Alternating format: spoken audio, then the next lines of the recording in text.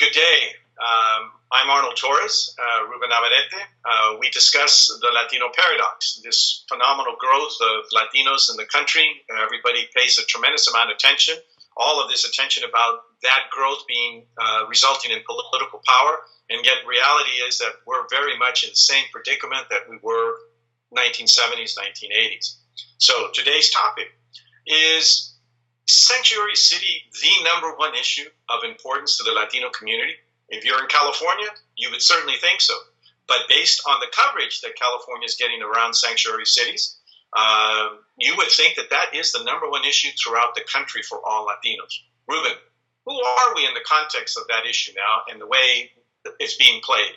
I think we're a community that's not being well served by our leadership. And I think that we are a community that has a series of bedrock concerns regarding education, jobs, wages, cost of living. These are not sexy topics. These are not topics that'll get you on the evening news, but these are things that Latinos care about in California. And what we are told our leaders care about is creating sanctuary cities or declaring the state of California a sanctuary state where theoretically, in theory but not in practice, undocumented people can come to live out their days in happiness, peace, and security and not have to worry about being deported. So that's, I think, primarily who we are. We are a people who are at odds with those who profess to lead us.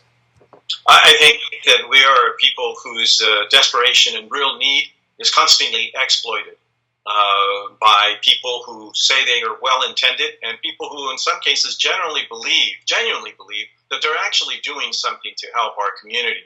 And that is very, very sad because this has been going on for decades. This is the kind of political leadership that we have. We take advantage of people's desperation. And we ignore so many other things. We don't have the luxury of focusing on just one issue. And yet that's exactly what we've been doing. Now, next question. What do we want as a people? Right. You know, that's a very important thing. What do we really want in the context of this issue? This gets complicated because typically on the Paradox, we haven't talked about how the we diverges. In this case, the we diverges. My question back to you is, what we are we talking about? Because if we're talking about the Latino population as a whole in the country, the ordinary folk, the common folk, those who are the outsiders and not the insiders, what those people want is, again, a series of leadership initiatives that deal with the issues they care about. But if you're a part of the political class, Latino Democrats in California who want to advance politically and use Donald Trump and his administration as a foil, as a piñata, as somebody to beat up on, then I think in that case, those people want to have a seat at the table. They want to have access to television cameras, and they think that sanctuary cities is just the distraction they need to get people to focus on that. And isn't it interesting, Arnold, that they've taken a chapter from Donald Trump's book? Donald Trump knows that he can screw up the country a million different ways, but as long as he keeps talking about the wall, all of his supporters will follow and focus in on the wall. It's a master strategy, but Democrats do it too. I think what we want, as you said, who is it and what do who want? We're a diverse community. There's no doubt. We have a large percentage in California that is undocumented, and we have a lot that's American-born, United States-born. And I think all of that community needs and wants attention on a number of issues that affect us. Affordable housing, better wages, health insurance that we can depend on and really have serious access, especially in rural communities. We want a better education, but we don't get that. Okay. The other side wants to compete with Donald Trump. They want to be able to fight against him. They want to be given the image and earn the image of being the real resistance effort. Look what California is doing. It's leading the charge. And unfortunately, the two who we want, they're not really talking to one another. But the media plays a real big part in that as well, because they love the going against Trump and they ignore the meat and potatoes, the economy issues, the housing, the health care, the education. Right. Now, the most complicated one for us is, what are we doing wrong? And there's a lot for us to discuss there. Go ahead. I think what we're doing wrong is we're taking the bait. We're following that distraction. You know, again, as I said, Donald Trump's master stroke is saying, look over there, look over there. No, not over here, look over there. And he does that to his supporters most of all. You have to understand this. Donald Trump deceives his supporters more than anybody else. He lies to his supporters.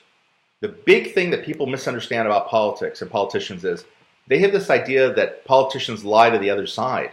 That's not true. If you're Barack Obama, you don't have to lie to Republicans because they don't like you anyway. You need to lie to Democrats, so they'll keep liking you and voting for you. You have to convince African Americans and Latinos you're really in their corner when you're not. And you're really taking care of white guys on Wall Street. So likewise with Trump, he has to lie to his supporters first and foremost. And with Latinos, Democrats, and leadership, with sanctuary cities, what they do is they put this out as bait. What we do wrong is we take the bait. If we begin to believe that sanctuary cities are in fact the centerpiece of Latino political power in 2017, then that's what we do wrong. We fall for the trap. We follow the distraction. They have this little laser pointer, and we follow the laser pointer wherever they go, and that's what we're doing wrong. I think what we're doing wrong, again, Ruben, is two groups of people, at least two big groups, right? It's the voter as well as the non-voter. I believe that we have to be concerned as much about the non-voter, the person that cannot vote, because of the phenomenal contribution that community of non-voters makes to this state as well as to this nation. We do have to concern ourselves with their well-being. So it is important that we deal with sanctuary cities and the condition and the situation on immigration. But my God, what we're doing wrong is that's all we want to focus on. We ignore virtually every other issue. Why? Because it's not in our best interest. Right. No, it's not true. a clear winner. We don't have a clear foil, as you said. There isn't a Donald Trump behind every door on those other issues. Right. On education, we have to go against the unions. Ricardo Lara, Kevin Those De are Leon, messy issues. Right. Those are messy issues. They don't want to. The only one that's willing to stand up on that is Antonio Villaraigosa up to now. And this is not an ad for Antonio. That's just the reality.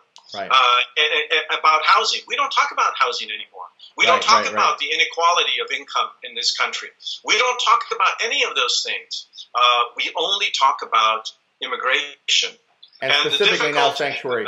And specifically sanctuary cities now. We become even more focused just on a subset of the immigration debate. That's right. And even then, we misrepresent what that legislation is going to do. It is, as you said, it's not a legislation where you can come to California and live your days out in a dream. That's not going to happen. No. It's, again, conceptually well-intentioned, but it is so far away from the reality of what the government can actually do to us. Right. And so for me, I think that our community continues to lack that ability to hold its elected officials accountable. The other thing, and you've talked about this before, what are we doing wrong? We're so guilty of hypocrisy. You did a great piece on Kevin De Leon where you talked about, how do you now all of a sudden begin to go after Trump on this issue, and yet you allow massive deportations. Right. I think that's this is Kevin De Leon, the Senate president in California, state Senate president pro tem. Right. That's right. Yeah, and what did you wrote about that?